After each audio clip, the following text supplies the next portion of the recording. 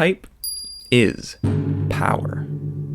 The power to express words and ideas visually. It's timeless, but always changing. And that's what we're going to explore. Most people agree that the creator of typography was a German man named Johannes Gutenberg, and yes, he wore a hat like that. Before Gutenberg came along and revolutionized the world of communication, books needed to be scribed by hand, usually by monks, which was very time-consuming and expensive. So Gutenberg created blackletter, the first ever typeface, modeled after the writing of the scribes. Blackletter has thick vertical lines and thin horizontal connectors, which made it great for scribing, but it looked very dense and squished together when printed. Something needed to change.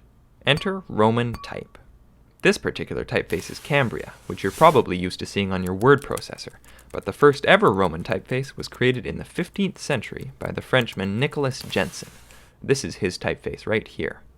Jenson worked mainly in Venice, Italy, and was inspired by the lettering found on ancient Roman buildings. His letter forms were based on straight lines and regular curves.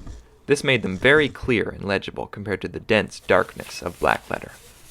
This legible new typeface was an instant success, and quickly spread across Europe, riding on the coattails of the Renaissance.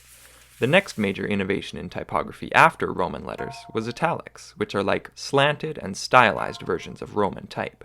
They were created in the late 15th century by Aldus Manutius from Italy as a way of fitting more letters onto the page and saving money. Now we use italics interspersed in Roman type for emphasis.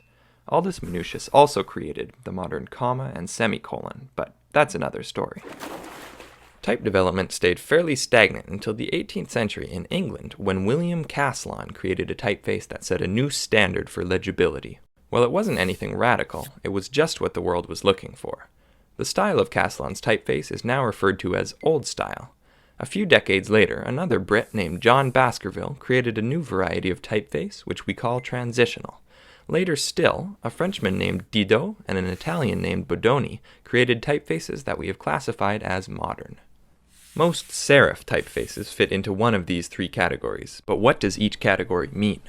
An old-style typeface has letters that have thick serifs and low contrast between thick and thin strokes.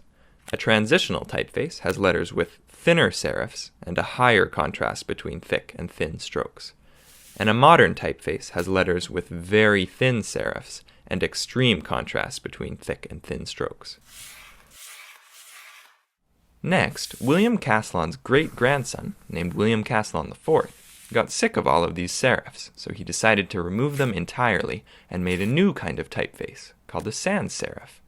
It didn't catch on immediately, but would eventually get really big. During the Second Industrial Revolution, advertising created a need for new typefaces.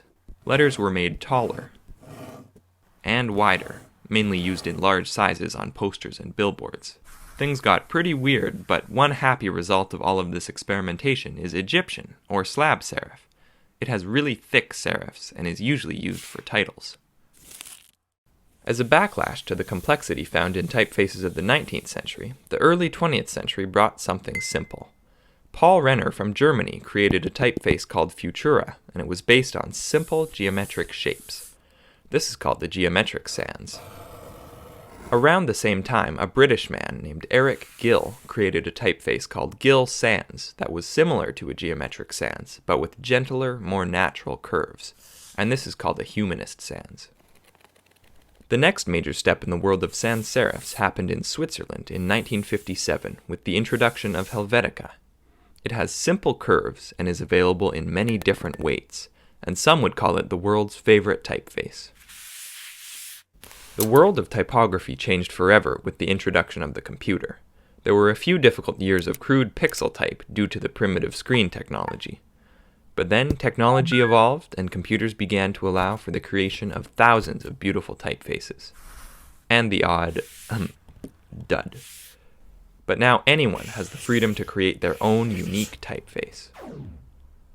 And that is the history of typography.